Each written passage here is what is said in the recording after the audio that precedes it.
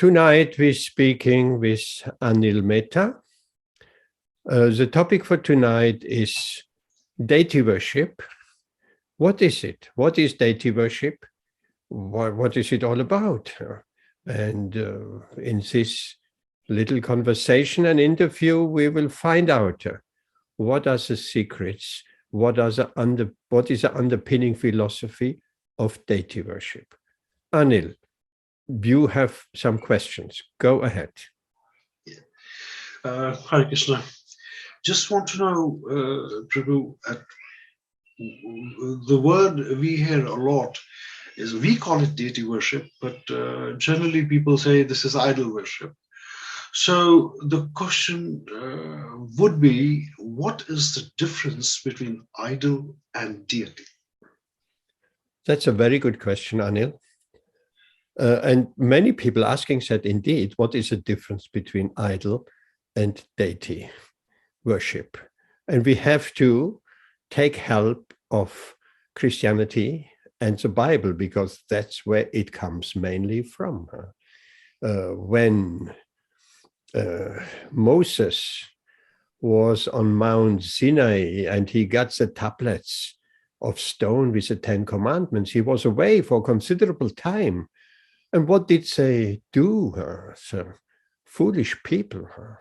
They said, why should we worship God in the way we have done previously? Let's make a golden calf. Right? Very well-known story. Let's make a golden calf and worship the golden calf as God. And we shall be prosperous, and we're not following all these rules anymore. We just basically indulge in sense gratification. That's what they did. They made a golden calf, and there are some paintings there, probably in the National Gallery, with the golden calf and the people and the women mixing with men, and there was prostitution there, and there was intoxication, there was wine drinking there, and they have thrown all the rules out. But the point is, they made a deity from their own imagination. Not authorized, from their own imagination. So here the difference between deity worship and idol worship comes in, because they made an idol. An idol is something which by your own fantasy, by your own imagination, you make something and worship it as God. Now, deity is quite different. A deity is, there are clear instructions in the Vedas, in the scriptures, how a deity should be. It is an authorized form of the Lord, which has been passed down since time immemorial. In fact, Krishna's grandson, Vrachanap, he was instructed to carve deities of the Lord and distribute it throughout Vraj and the wider area, which he did, which were later found and established, and which were exactly like the form of the Lord. So deity worship is according to authority, is according to scripture. And those who making the deities, this is a skill. These are very highly trained wood carvers, stone masons, whichever. The deity can be out of different forms. It can be out of metal, it can be out of stone, it can be even out of the mind. That is another, we can speak about that. One can even create a deity within the mind, but it has to be an authorized form. Let's just have one example. If I make a red box, right? Painted red, a box. It just looks like a post box. I paint it red, nice, and put it on the street. And the people will say, oh, here is a post box. Oh, nice, you have a post box so close to my house. They put their letters in. These letters will not arrive at their destination. because it is not authorized. But the post box, which is a little bit further away, which is authorized by the post office, the postman will come, collect the letters, and they will reach the destination. So idol worship is not authorized, and that worship is not acceptable to God. Deity worship is authorized, and the purpose of the deity is actually that we can offer, because it's so difficult, we cannot see Krishna with our present eyes. Otherwise, we could worship him directly.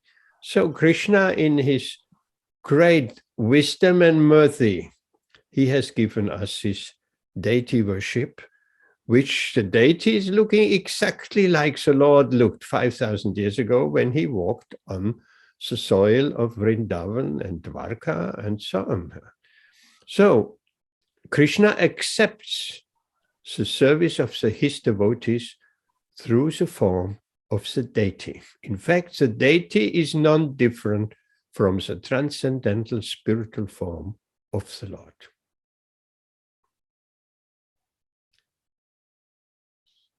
Okay.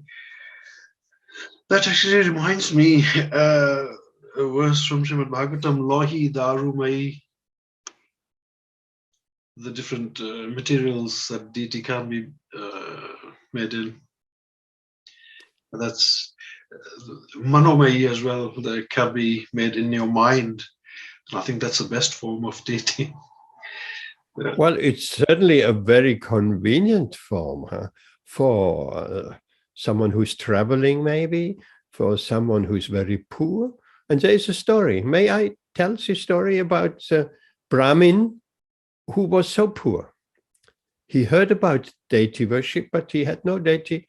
He was so poor, he didn't even have any paraphernalia.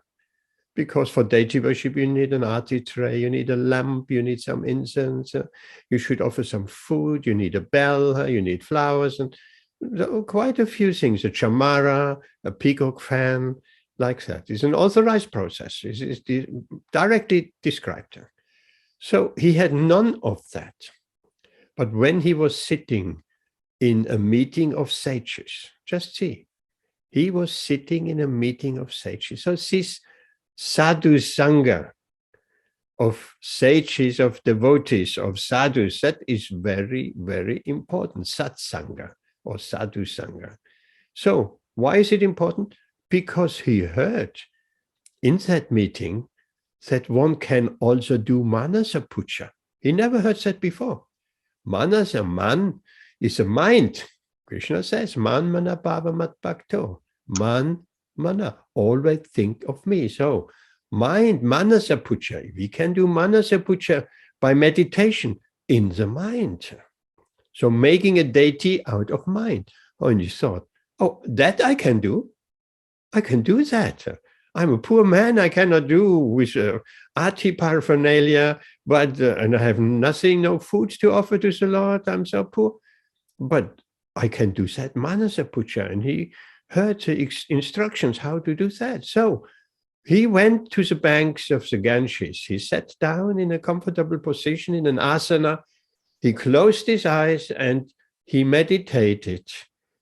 Manasa, he made the deity within his mind. He saw the deity right within his mind. He saw it so very clear. He created it, and he saw it so clear.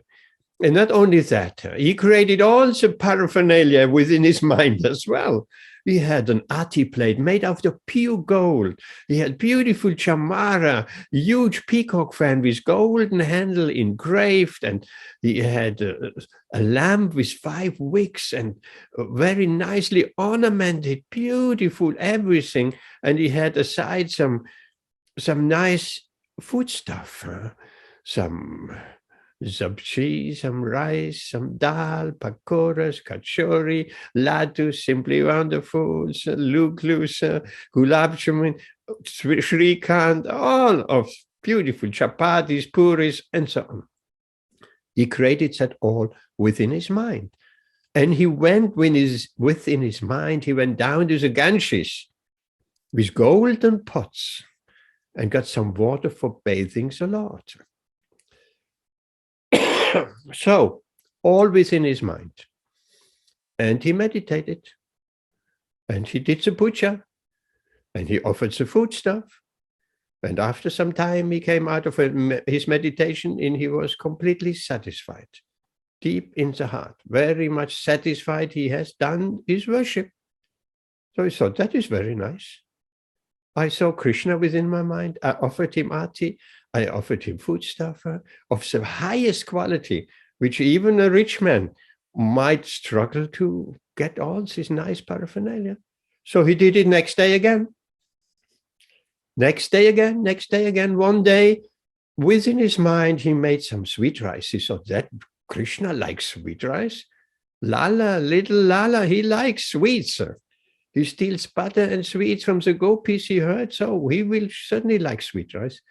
So within his mind, he cooked some sweet rice.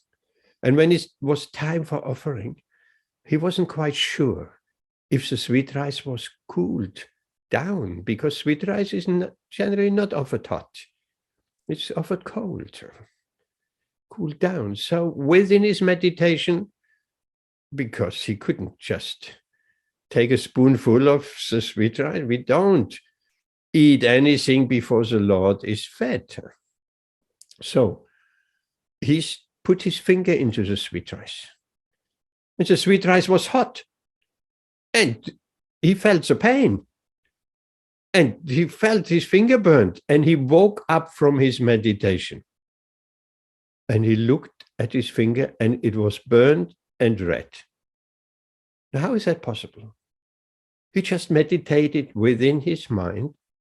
But from the meditation, from the spiritual platform, it affected the material platform. Like, it's not astonishing for devotees, because we offer foodstuff, which we call bhoga, which is just material elements assembled in the form of fruit and flower and vegetable and so on. It's material. And once we have offered it to the Lord, then it is considered prasadam.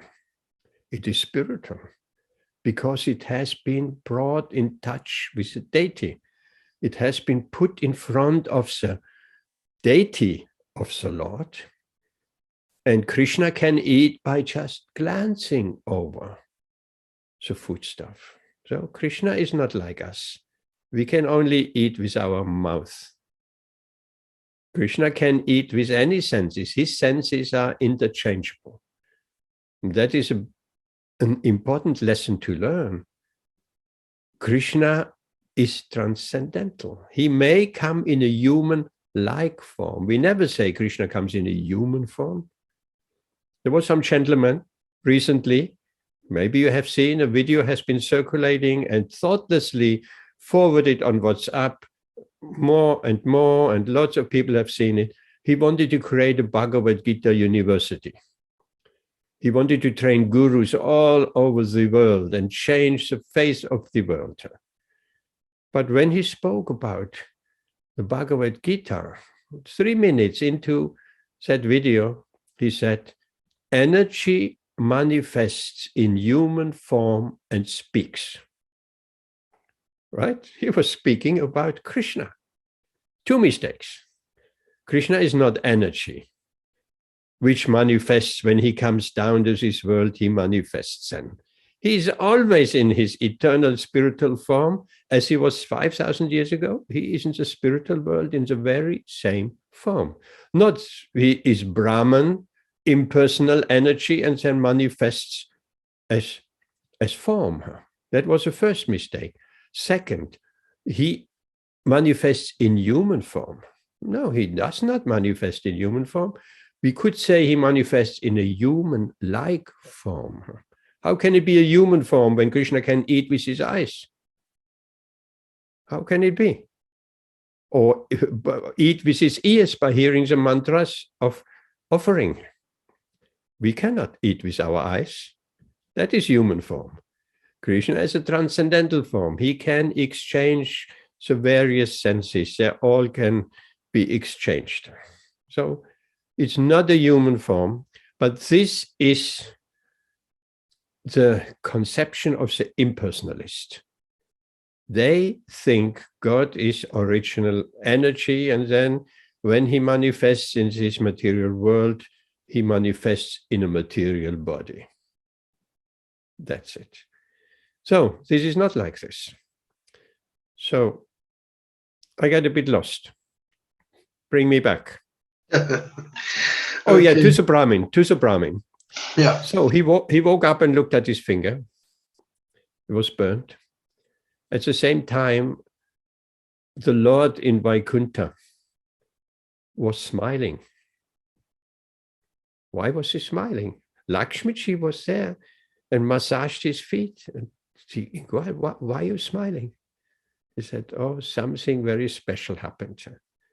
Bring that Brahmin right here to me. He has so much devotion and so much faith. So the Brahmin was brought here by a Vimana, right? Vimanas, aeroplanes, so the Vishnu Dutas, the servants of Lord Vishnu in Vaikuntha. They immediately took such an airplane, transcendental airplane, a Vimana, and brought that Brahmin. And that's a very rare example.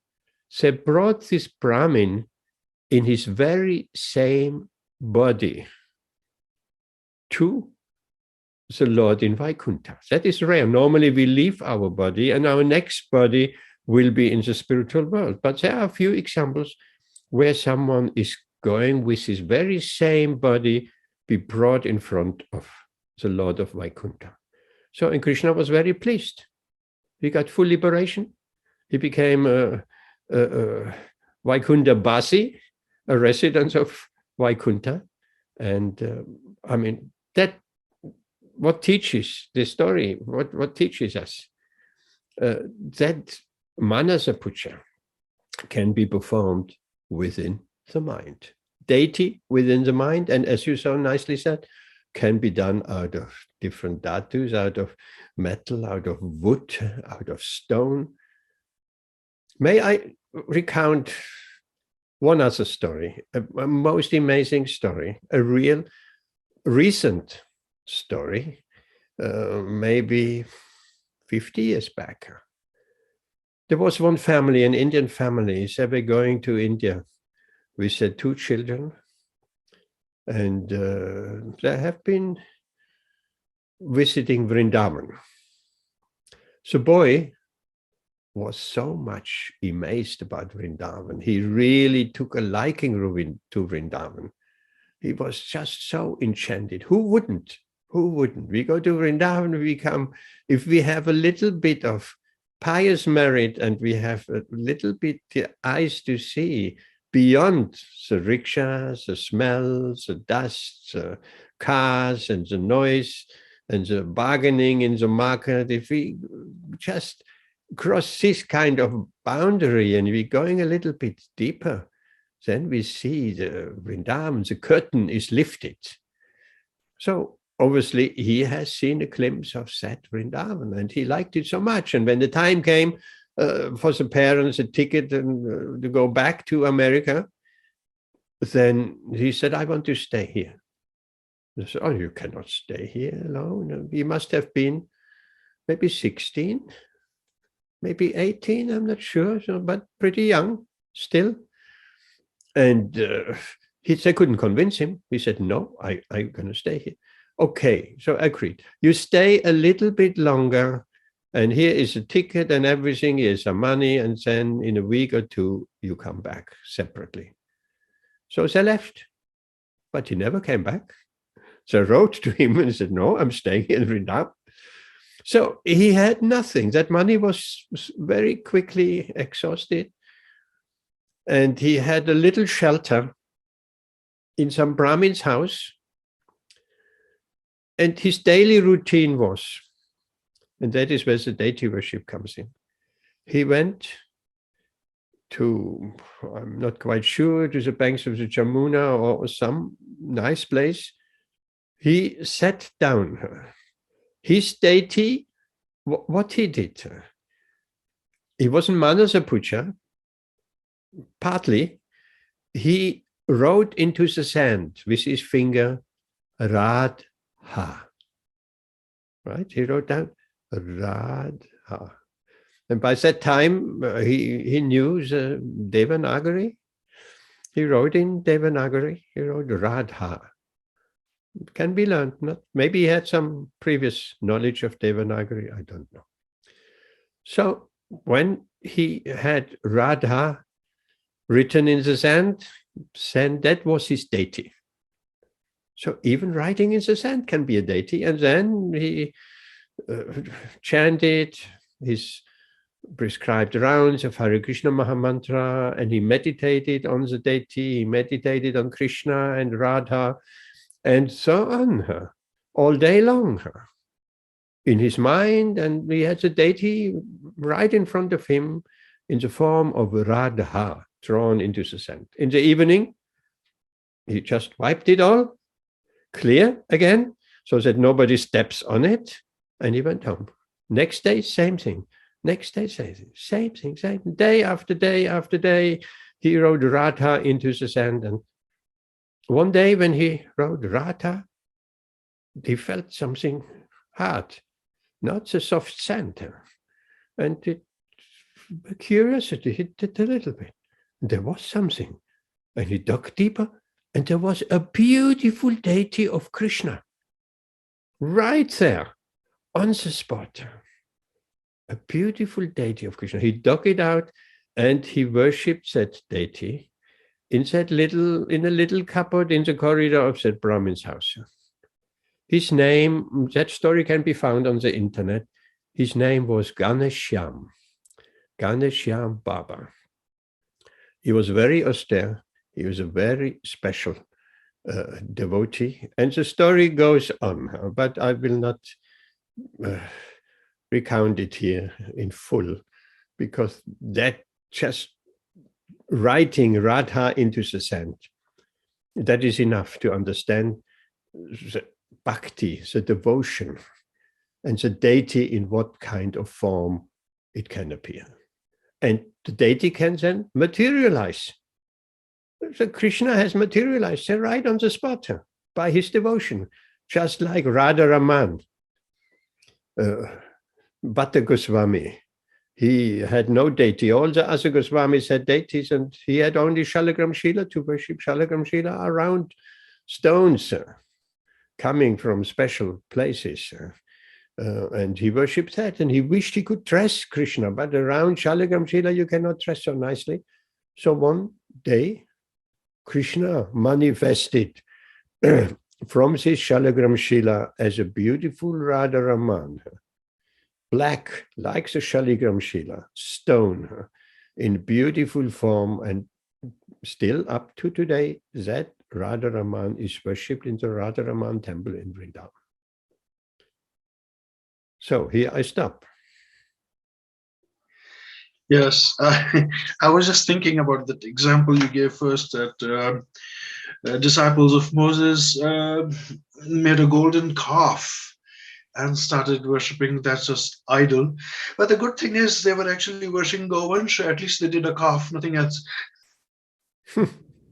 Yes, but people are so crazy nowadays, they make any form, even the devil, and worship that. But it's not authorized. No, it's not authorized. Okay, that is the thing. There are some mantras chanted to make an idol into deity. At what point does a statue become a deity? That's a good question. Generally, when big deities are installed in a temple, let's say Krishna Balaram Mandir in Vrindavan, or when Panchatattva were installed in Mayapur, there is a very elaborate Vedic ceremony performed. Very elaborate. The deity, Krishna is called into the deity, basically. Krishna is called with mantras, with Vedic mantras, and putting the hand on the heart, and very, I don't know the technical details, but He is based, of course, there is Pratishta installation, that the deity, usually the bigger deities, are installed in that way. With elaborate ceremony and mantras are chanted, and the deity is bathed. We have a simple installation when Madhavendra Puri, not that simple, when Madhavendra Puri, he was in Vrindavan, and I'm sure you know that pastime story, we could say, but story is not like story in a fairy tale story. Story is synonymous to pastime. So history actually. So he was living very simple, Madhavendra Puri. He was the spiritual master of Ishvara Puri, who was the spiritual master or acted as the spiritual master of Chaitanya Mahaprabhu. So our line, Madhavendra Puri, has been very important. So he observed near Govardhan Hill a cow coming every day and standing on a particular spot, same spot every day, and pouring milk out of her udder on the ground. And he couldn't understand. Why would she do that? Same spot every day. And at that time, there was a lot of jungle, wild. Vrindavan was wild. There were trees, many, jungle. So that night he had a dream. A deity appeared in front of him. Not a dream, just some mix-up. Devotees have dreams of Krishna. Also spiritual masters, these are not ordinary dreams. They need to be taken very serious. Srila Prabhupada was instructed by his spiritual master in a dream to take sannyas, for instance. So in that dream, a deity, Gopal, came in front and said, Madhavendra Puri, I have been hidden in the bushes, in the jungle. I have been hidden for a long time. Since the Muslims came, devotees buried me, hid me in the jungle, so that the Muslims would not find me. And then they left. And they never came back. And I have been here in the jungle for a very long time. And I'm very hungry. And I want you to get some villagers, get me out of such jungle and install me nicely on top of Govardhan Hill, so people can actually worship me and I can bless them and so on. So Madhavendra Puri, he woke up. That was not an ordinary dream. So he immediately went to the villagers and told them, and got a group of villagers, and they came with spades and shovels and so on, and they went onto that spot, and they were digging, and indeed they found the Gopal deity, exactly as the same deity who had appeared in Madhavendra Puri's dream. Here he was. They took him out, and then they had built a simple altar out of stone slabs on top of Govardhan Hill, and put the deity there, and then they made a simple installation ceremony. One part of an installation is the deity is based in Panchagavya. Pancha, 5 ingredients from the cow. Cow urine, cow dung, ghee, milk, yogurt, like that. So he was based in these auspicious ingredients of the cow, and plenty of water was brought to rinse him down and so on. That was the installation, not complete quite, because then a lot of food preparations were cooked, and all the villagers and surrounding villagers that took part, everybody brought some food. Everybody, whatever they had. I mean, here is a deity manifesting right on Govardhan Hill. And then an elaborate offering was performed and food was offered to the Lord and then distributed to everyone. So this was going on over several days. This was this type of installation ceremony.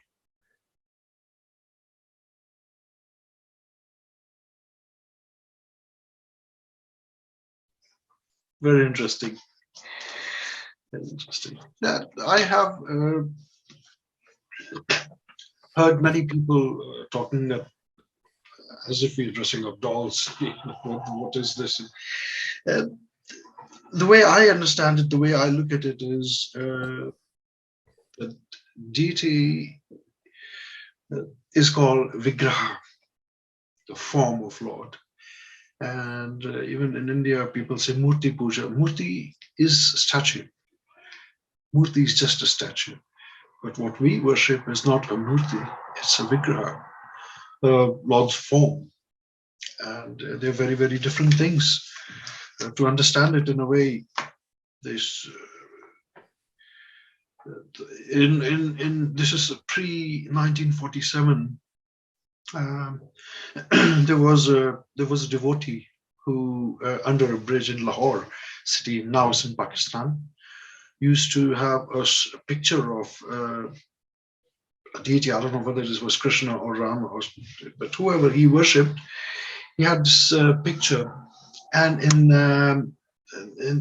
the area that was governed by whoever the governor or leader was there from British government, and declared nobody should do this Murti Puja. And somebody went to whoever the head was, said, this priest or brahmin here, he does, he has a picture that he worships. It's not good. It's okay. Call him. So they called him, and he was told off. So you're not supposed to worship pictures. And okay. So next day he took a picture of that same head, put it on the wall, and started hitting him with shoes. And somebody reported again, look, he's taking your picture and actually misbehaving with it. He says, yes, but its picture is not you. There's no relation.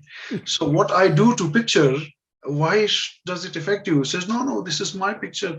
It's my insult. He says, so think logically. If a mundane person like you can be affected by your picture being insulted, then the supreme person, won't he get pleased when his picture is honored in any way?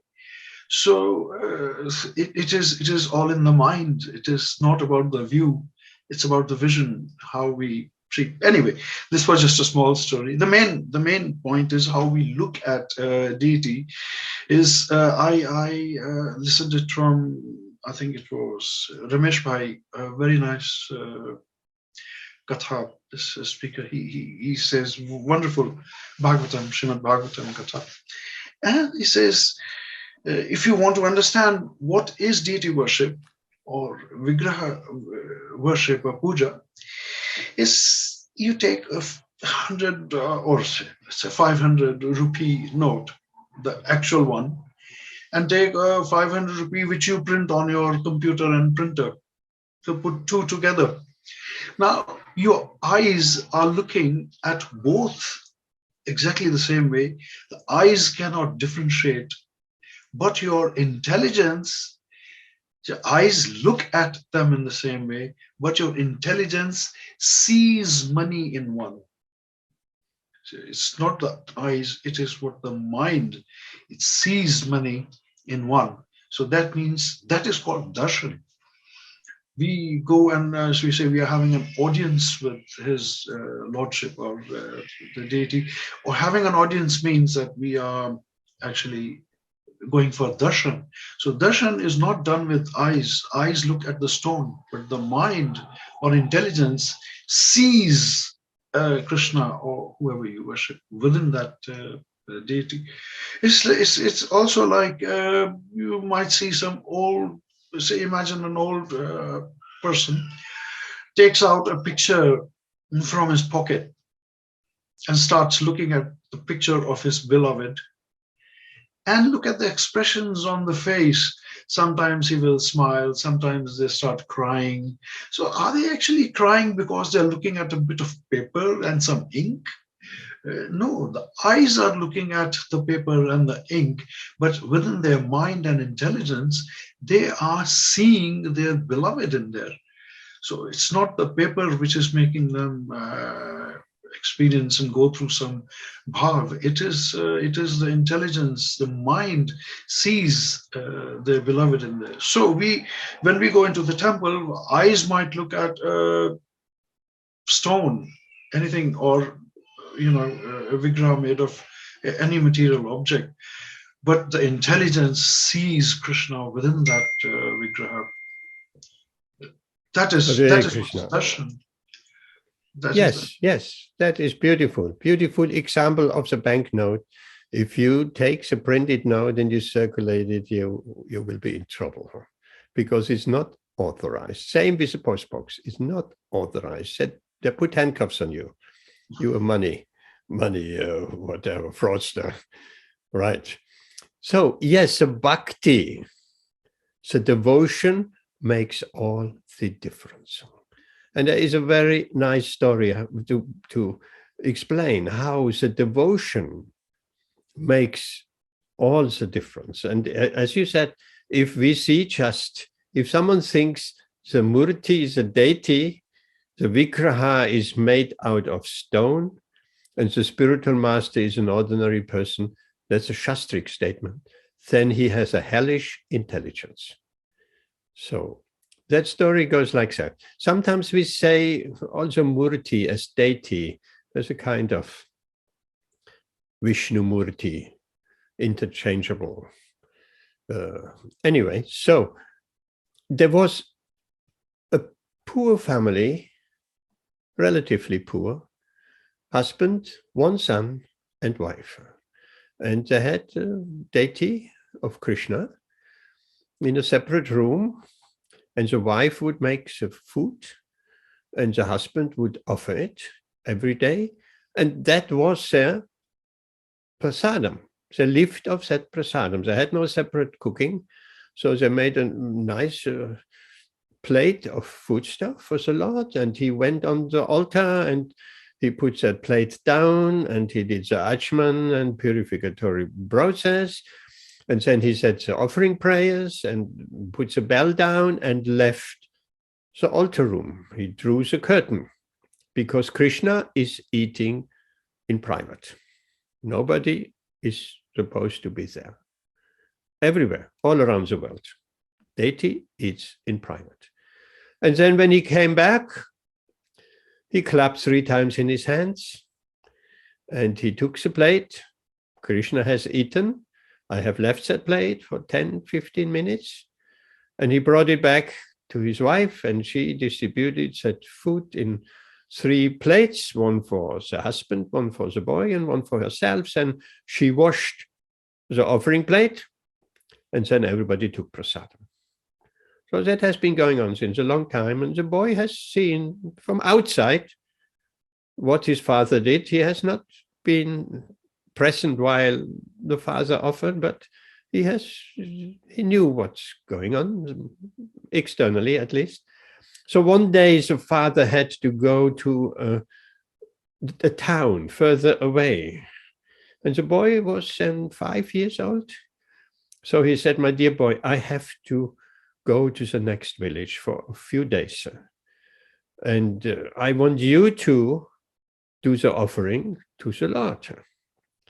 I'll teach you the prayers, and you do as you have seen. Your mother will give you the plate, you put it in front of the Lord, and then you say the prayers, you leave the altar, and when you come back and the Lord has eaten, then you take the plate and that's it. The boy said, yes, I can do that. And the father left to the village nearby, and the mother made the plate and the boy brought it in front of the deity, put it down, and he said the prayers, closed his eyes, and please Krishna, eats his nice prasadam, and then he left the altar as instructed. curtain, closed the curtain, and then he came back. And the food was still on the plate. And because his father said, Krishna will eat. So we thought, oh, I have done something wrong. Krishna hasn't eaten. So he again said some prayers, this time with more bhakti, you could say. He said, please, my Lord, eat his food. I don't know what I have done wrong, but you're not eating her. Please eat this foodstuff I'm offering you. Otherwise, my father will be not happy with me. He left. After 10 minutes, he went back and the food was still there. And then he really got worried. He said, Krishna, my dear Krishna, if you don't eat this food, my father will become angry. He will beat me. Please, you must eat this food. Please, please, please do. With all his heart, he cried out, please, eat this food. And he went out. And he came back and the plate was empty. Whew. We would say, whew. But he said, oh, very good. Krishna has finally eaten. Thank you, Krishna. And he went back and brought the plate back. And his mother said, where's the Mahaprasad? Oh, so Krishna ate it. Oh, yes, Krishna ate it. You ate it. Don't you know we living of said Mahaprasad? I have to fast today. I'll tell your father. No, Krishna ate it. Yeah, Krishna ate it. So that was going on for 3 days. Same thing. We prayed 3 times until the plate was empty and he brought to his mother and said, I'll tell your father. You eating the food stuff. So father came back. She told him everything. And then the father, well, okay, we'll find out. And before the boy came in, he said, do 1 time more.